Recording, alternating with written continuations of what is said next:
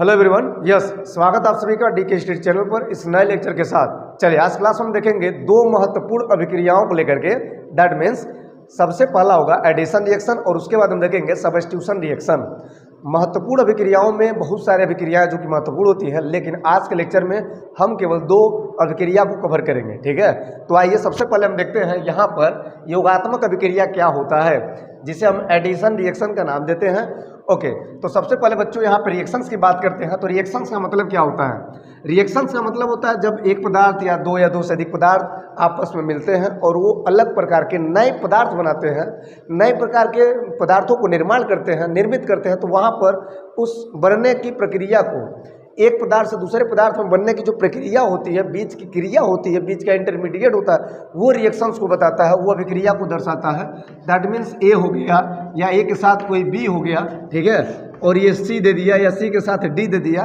तो इस प्रकार से ये जो प्रोसेस हो रही है, ए प्लस बी मिल करके सी का बनना, ये जो प्रक्रिया हो रही है, यही प्रक्रिया अभिक्रिया में कन्वर्ट हो जाती है। राइट, ए और बी यानी कि इधर वाले को, लेफ्ट हैंड साइड वाले को, बाएं साइड को क्या बोलते हैं? रिएक्टेंट्स बोलते हैं। ये सभी आपको पता होगा, रिएक्टेंट्स। ठीक है, रिएक्टेंट्स दैट मीन्स अभिकारक, और ये होता है प्रोडक्ट। क्या होता है? प्रोडक्ट यानी कि उत्पाद। ओके, तो ये है एक अभिक्रिया का मतलब, चूँकि ये आप सभी जान चुके हैं। फिलहाल अभिक्रिया का मतलब यहाँ से होता है, लेकिन योगात्मक कब होगा, योगात्मक की कहानी कैसे होती है, तो आइए हम उसकी बात करते हैं, उसकी कहानी की बात करते हैं। राइट, चलिए फिलहाल योगात्मक किसे कहेंगे, शब्द से चलिए योगात्मक की बात करते हैं। योगात्मक शब्द से ही क्लियर होगा। दैट मीन्स एडिशन रिएक्शन, योग का होना बोल सकते हैं। वह अभिक्रिया जिसमें दो या दो से अधिक यौगिक आपस में मिलकर एकल उत्पाद बनाते हैं, एकल पदार्थ बनाते हैं, तो वहां पर होती है योगात्मक अभिक्रिया। अगर हम दो शब्द लिखना चाहें तो कैसे लिखेंगे? तो यहां पर लिखेंगे वह अभिक्रिया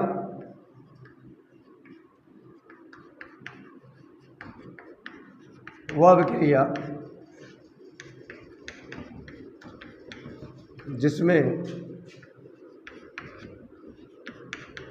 दो या दो से अधिक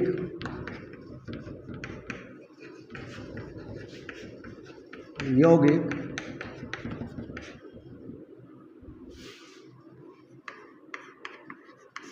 परस्पर क्रिया करके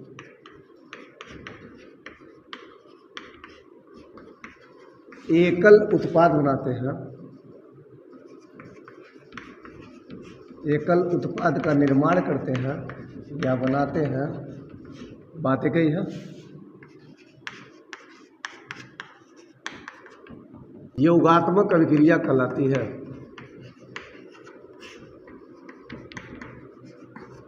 योगात्मक अभिक्रिया कहलाती है। ठीक है, तो ये रहा दो लाइन में आपका परिभाषा। अगर आप चाहें तो परिभाषा से लिख सकते हैं। ठीक है, अब बात ये होता है कि योगात्मक अभिक्रिया कहाँ पर होती है, इसकी पहचान कैसे करेंगे या कुछ एग्जाम्पल कैसे समझेंगे। तो एग्जाम्पल के माध्यम से आप समझ सकते हैं। योगात्मक जो अभिक्रिया होती है वह असंतृप्त यानी कि अनसैचुरेटेड हाइड्रोकार्बन से जो कंपाउंड बनते हैं, जो हाइड्रोकार्बन होते हैं उनमें होता है, उनमें योगात्मक हो सकता है। जैसे बोल सकते हैं एल्कीन, एल्काइन, एल्डिहाइड, कीटोन वगैरह वगैरह तमाम प्रकार के। ठीक है, जितने अनसैचुरेटेड हाइड्रोकार्बन होते हैं, जितने असंतृप्त प्रकार के यौगिक हो सकते हैं, वहाँ पर योगात्मक अभिक्रिया हो सकती है। यानी कुछ इस प्रकार से आप चाहे तो लिख भी सकते हैं, योगात्मक अभिक्रिया, योगात्मक अभिक्रिया असंतृप्त यौगिकों जैसे क्या हो सकता है? एल्कीन, है ना, एल्काइन, इसके अलावा aldehyde, ketone, aldehyde, ketone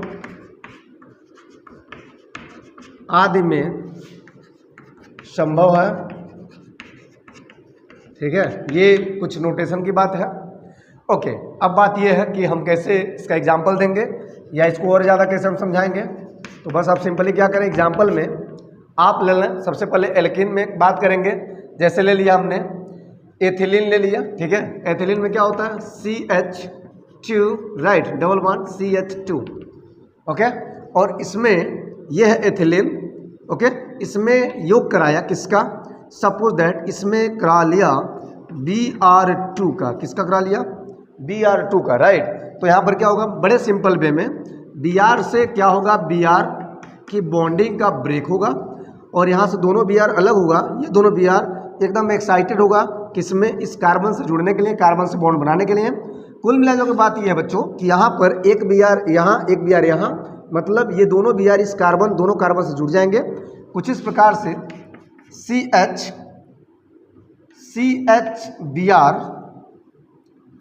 okay, CH2Br and ये बॉन्डिंग ब्रेक यहाँ पर हो जाएगा CH2Br, ठीक है।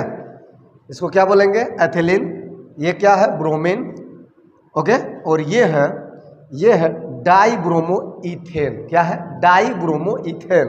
तो यहाँ पर एथिलीन जो है ये अनसेचुरेटेड है और यहाँ पर जैसे हमने Br2 डाला ये क्या बन गया, सैचुरेटेड बन गया। ये बहुत गजब बात है, अनसेचुरेटेड से सेचुरेटेड हो गया। ये है एथिलीन,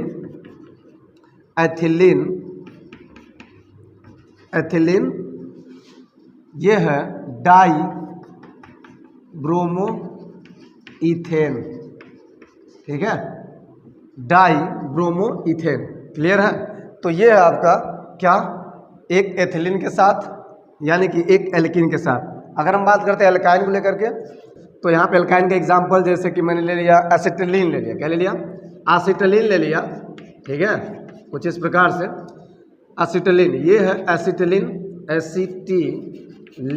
ठीक है। इसमें क्या किया, HBr का योग कराया, यहाँ से H अलग होगा, Br अलग होगा और ये दोनों इसमें एक्साइटेड हो जाएगा जुड़ने के लिए।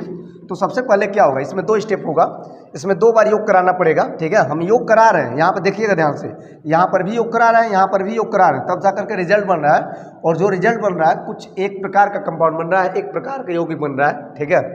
तो यहाँ पर पहले H जाएगा। अभी देखिए जब H यहाँ पे आएगा तो क्या होगा, ये सपोज दैट यहाँ पर क्या हो जाएगा, वाट, ये हो जाएगा CH2, YCH2, क्योंकि यहाँ पर एक बॉन्डिंग हटाएंगे तो यह बॉन्डिंग खाली होगा, तो यहाँ पर CH के अलावा एक H आ सकता है, एक बॉन्डिंग किसी का बन सकती है, सो CH2 हो जाएगा। अब यहाँ पर ऑलरेडी CH था, अभी एक बॉन्डिंग हटाया जिसका एक बॉन्डिंग खाली हुआ, तो यहाँ पर बड़े आराम से क्या जुड़ जाएगा, Br, ओके। इसका नाम होता है वाइनिल ब्रोमाइड। क्या होता है, वाइनिल ब्रोमाइड, ठीक है। क्या होता है, वाइनिल ब्रोमाइड होता है। अब इसमें क्या होगा, इसमें एक बार और योग होगा, दैट मीन्स एक बार HBr डालेंगे तब जाके रिएक्शन कंप्लीट होगा। ये 2 बार कर रहे हैं, ऐसा क्यों कर रहे हैं, क्योंकि ये बड़े सिंपली वे में जब योगात्मक होता है तो लास्ट में सबसे पहले ये बॉन्डिंग जरूर ब्रेक होगा और वहाँ पर आप देखिएगा लास्ट में जो प्रोडक्ट बनता है वो लगभग सेचुरेटेड ही बनता है, ठीक है। तो यहाँ पर क्या होगा, यहाँ पर फिर से वही कहानी, एक बॉन्ड का फ्री ब्रेक होगा तो ये बैलेंसिंग खाली हो जाएगी, तो CH2 तो रहेगा, लेकिन जब एक बैलेंसिंग खाली होगा तो यहाँ से H इसमें आ जाएगा, दैट मीन्स सपोज दैट हम चाहे तो CH3 बना सकते हैं, ओके। और यहाँ पर ये सिंगल बॉन्ड और यहाँ पे CH था और फिर यहाँ पे Br और Br, तो 2 बार Br है तो यहाँ पे हम Br2 कर सकते हैं कुछ इस प्रकार से। तो ये है फाइनली आपका रिजल्ट, ठीक है। इसको भी क्या बोलेंगे, डाई ब्रोमो, यहाँ पे इथेन वाला ही प्रॉपर्टी होगा। तो इस प्रकार से ये 2 एग्जाम्पल आपको बड़े सटीक जवाब दे रहे हैं योगात्मक अभिक्रिया को लेकर के, एडिशन रिएक्शन को लेकर के। इसके अलावा एक आध 2 एग्जाम्पल की और बात करें तो बड़ा सिंपल होगा, बड़ी मज़ा भी आएगा एग्जाम्पल को लेकर के। जब आप एग्जाम्पल कर लेते हैं तो आपकी पूरी कहानी क्लियर हो जाती है। आप इसको बिल्कुल ना समझें, इसको आप बिल्कुल रटे नहीं, इसको बिल्कुल लेकर घबराएं नहीं। आप अगर चिंता करें तो एग्जाम्पल क्या होगा, अगर आप एग्जाम्पल क्लियर कर लेते हैं 100% तो समझिए आपका वहीं पे क्लियरनेशन हो जाता है, राइट। चलिए तीसरा एग्जाम्पल देखते हैं। चलिए यहाँ पे एग्जाम्पल की बात करते हैं। वाट, जैसे एल्डिहाइड में लेते हैं, एल्डिहाइड में क्या होता है, वाट कार्बोनिल ग्रुप H, यहाँ पर ले लिया CO और यहाँ पर भी H ले लिया। सपोज दैट ये है फार्मल्डिहाइड, क्या है, फार्मल्डिहाइड का ये फॉर्मेट होता है, फार्मल्डिहाइड का ये सूत्र होता है और इसमें योग कराया किसका, सपोज दैट बाइसाइनाइड का, HCN का, साइनाइड एसिड का। तो यहाँ पर क्या होगा, विचार करें जरा, यहाँ पर क्या होगा, फार्मल्डिहाइड के कंडीशन में बड़े आराम से यहाँ पर H अलग होगा और CN अलग होगा। अब यहाँ से सबसे पहले बॉन्डिंग का होगा ब्रेक। देखिए कैसे होता है, तो C यहाँ पर है, H यहाँ पर भी है, H यहाँ पर भी है, राइट। अब यहाँ से बॉन्डिंग का जब ब्रेक होगा तो यहाँ पर बेचारा ऑक्सीजन कुछ ऐसा हो जाएगा और एक बैलेंस यहाँ पे खाली ऐसे मैंने चौड़िया दिया और यहाँ पर चिपक जाएगा क्या, यहाँ पर चिपकेगा CN, राइट। और इसके साथ जुड़ जाएगा O के साथ H, कुछ इस प्रकार से। तो कुछ ऐसा आपको फॉर्मेशन देखने को मिलेगा, कुछ इस तरह से आपको प्रोडक्ट देखने को मिलेगा। इसको बोलते हैं फॉर्मल्डिहाइड साइनोहाइड्रिन। क्या बोलते हैं? फॉर्मल्डिहाइड, क्योंकि फॉर्मल्डिहाइड यहाँ तक कोई चेंजेस नहीं है। फॉर्मल्डिहाइड अब यहाँ चेंजेस है, Cl लगा तो साइनोहाइड्रिन, OH के द्वारा हाइड्रिन शब्द आएगा, साइनोहाइड्रिन, फॉर्मल्डिहाइड साइनोहाइड्रिन। बड़ा गजब सा प्रोडक्ट बन रहा है। इसी प्रकार एक एग्जाम्पल की और बात करें बच्चों तो यहाँ पे क्या होगा, चले यहाँ पर लेते हैं कीटोन। ओके, कीटोन की कहानी करते हैं। तो कीटोन का फॉर्मेशन क्या होगा, जैसे कि एसीटोन ले लिया तो एसीटोन का सूत्र होता है CH3 वाट COCH3। ये होता है एसीटोन का फॉर्मेशन, एसीटोन का सूत्र। इसमें सपोज दैट वही HCN डाल दिया। एसीटोन में जब हम HCN डालेंगे तो क्या होगा, same property same condition, CH3 वाट CH3 वाट, यहाँ पर बॉन्डिंग का ब्रेक होगा ऐसे और यहाँ पर एक O के साथ यह जुड़ेगा और यहाँ पर जुड़ जाएगा CN। सेम कंडीशन, एसीटोन बनेगा, एसीटोन साइनोहाइड्रिन, पिछले वाला प्रोडक्ट, पिछले जैसे प्रोडक्ट साइनोहाइड्रिन, ठीक है।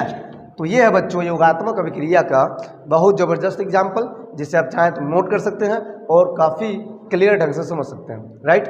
तो चलिए अब हम अगले रिएक्शन की बात करेंगे। अगला रिएक्शन है प्रतिस्थापन अभिक्रिया। ओके, चलिए बच्चों हम बात करते हैं अगले रिएक्शन को लेकर के, दैट मीन्स प्रतिस्थापन अभिक्रिया, दैट मीन्स सब्स्टिट्यूशन रिएक्शन। ये क्या होता है जरा इसकी कहानी करते हैं।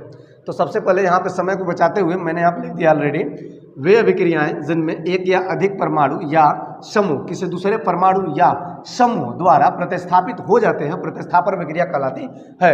यहाँ पे प्रतिस्थापन यानी कि ढकेलने की बात हो रही है। प्रतिस्थापन का मतलब होता है कोई शक्तिशाली आएगा अपने से कमजोर को उठा के बाहर कर देगा, यही होता है एक रिएक्शन के भीतर। और जब यह घटना होती है तो उसको बोलते हैं प्रतिस्थापन अभिक्रिया। जैसे कि एग्जाम्पल की बात करते हैं, सबसे पहले अगर एग्जाम्पल नहीं है तो कुछ भी मतलब नहीं, ठीक ना। एग्जाम्पल में सबसे पहला हम लेते हैं, जैसे कि मान लीजिए यहाँ पे ऑलरेडी रखा हुआ है वाट राइट हियर, यहाँ पे है कापर सल्फेट का एक विलयन है जिसमें हम लोहा डालना है, फेरस डालना है, ठीक है, आयरन डालना है। तो यहाँ पर क्या होगा, अब फेरस इतना तगड़ा है, इतना एक्टिव है, इतना रिएक्टिव है, यह फेरस कापर को उठा के फेंकता है और यह कापर जाता है बहुत बाहर। तो कापर यहाँ आ जाएगा और यहाँ पर फेरस उसका जगह ले लेगा। तो फेरस कापर की जगह ले लेगा, यानी कि फेरस जब इसको लात मार के भगाएगा तो इसका हाथ पांव सब यहाँ पे आ जाएगा। तो फेरस सल्फेट क्या हो जाएगा, फेरस सल्फेट। तो ये होता है प्रतिस्थापन अभिक्रिया, राइट। इसी प्रकार कुछ और बात करते हैं, जैसे मान लीजिए सेकंड की बात करते हैं। यहाँ पर ले लिया, लेते हैं जिंक जो कि डालते हैं HCl में, ठीक है, जिंक को डाला HCl में। अब क्या होगा विचार करें, ये जिंक बड़ा एक्टिव है, हाइड्रोजन को हटा देगा तो यहाँ बन जाएगा जिंक क्लोराइड ZnCl2।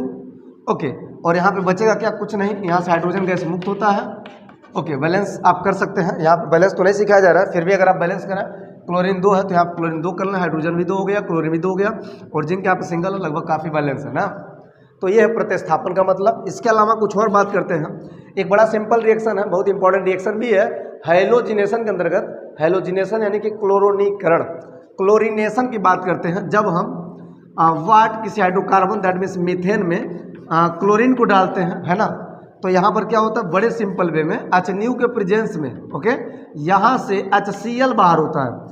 Cl और Cl2 बीच में Cl का बॉन्डिंग होता है इनके परमाणुओं का, और यहाँ से क्लोरीन एक हाइड्रोजन को लेकर के फरार, HCl गायब हुआ और यह Cl इसके साथ जुड़ जाता है। तो बन जाएगा क्या, CH3Cl।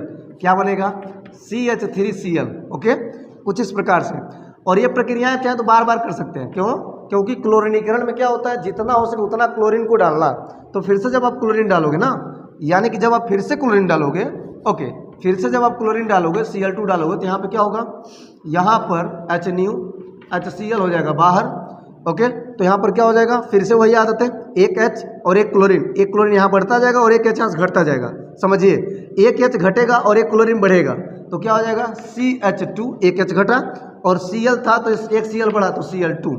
इसको बोलेंगे डाई क्लोरो, क्या हो जाएगा, मीथेन। ठीक है, और ये क्या है, क्लोरोमीथेन। ये क्या है, डाई क्लोरोमीथेन।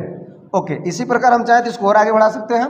तो यहाँ पर फिर से क्या करेंगे, यहाँ पर फिर से डालेंगे क्या, Cl2, क्लोरीनीकरण कराएंगे, HNU का प्रेजेंस देंगे, HCl क्या होगा, फिर से बाहर होगा।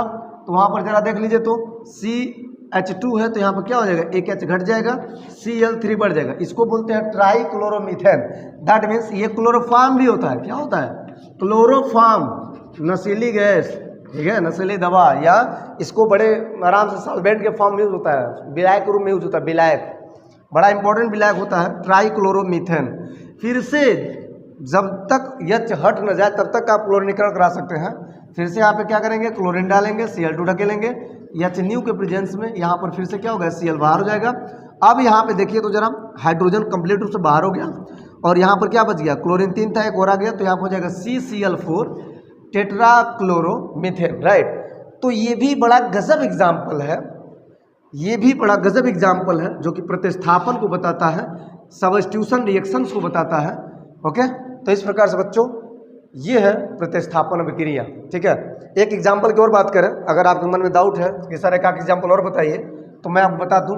चलिए सिंपल वे में एक एग्जाम्पल और देखते हैं, एक लास्ट एग्जाम्पल देखते हैं प्रतिस्थापन, काफ़ी ज़्यादा क्लियर होगा। चले तो यहाँ पे एक एग्जाम्पल, प्यारा सा एग्जाम्पल लेंगे। यहाँ पे लेंगे बेंजीन, क्या लेंगे, benzene, what C6H6 which is benzene, ये होता है बेंजीन। ठीक ना, इसमें हम डालेंगे क्या, एक नाइट्रिक एसिड, और एक बात याद रहे, यहाँ पे टेम्परेचर की आवश्यकता पड़ेगी। सपोज है 50 से 60 डिग्री सेल्सियस की हमने ताप दे दिया, और यहाँ पर कॉन्सनट्रेट यानी कि कंसनट्रेट सांद्र ले लिया सल्फ्यूरिक अम्ल H2SO4।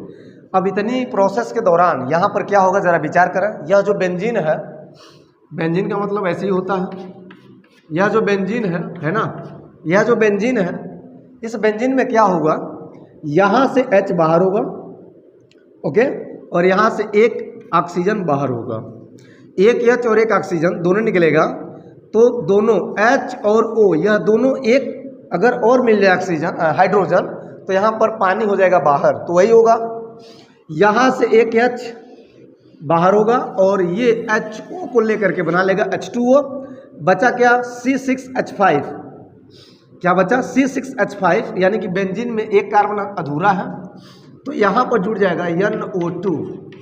अब ये होता है नाइट्रोबेंजीन, क्या होता है, नाइट्रोबेंजीन, है ना, और यहाँ पर पानी क्या हो जाएगा, बाहर हो जाएगा। तो कहने का मतलब ये है कि यहाँ पर क्या हो रहा है, यहाँ पर कह सकते हैं कि यहाँ पर हाइड्रोजन ऑक्सीजन कुछ इस प्रकार से प्रतिस्थापित हो रहे हैं, जो कि आपस में मिल करके यहाँ पर H2O के रूप में, यानी जल के रूप में बाहर हो जा रहे हैं, और यहाँ पर बच जा रहा है नाइट्रोबेंजीन। तो ये भी अभिक्रिया प्रतिस्थापन को ही बताता है। बड़ा सिंपल रिएक्शन है। तो आज की क्लास यहीं पे समाप्त करते हैं। उम्मीद करते हैं कि आज की क्लास आपको काफ़ी क्लियर हुआ होगा। कमेंट कर बताएं कि आज का लेक्चर आपको कैसा लगा। यस।